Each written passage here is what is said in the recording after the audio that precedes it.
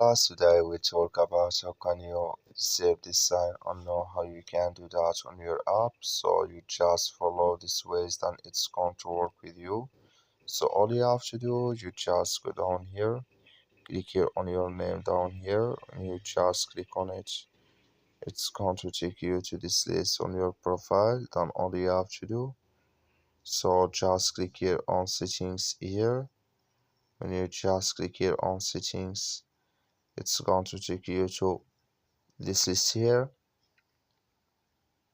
So then you click here on notifications, come here to Mindfulness here, just click on it. Then you click here in this sign that, like you see, this color for us here. That's mean here Mindfulness notifications enable with us now. And here can you select notifications for this here. Then you click on save. That's all you have to do. That's all. Thank you for watching. Don't forget to support us by liking and subscribe.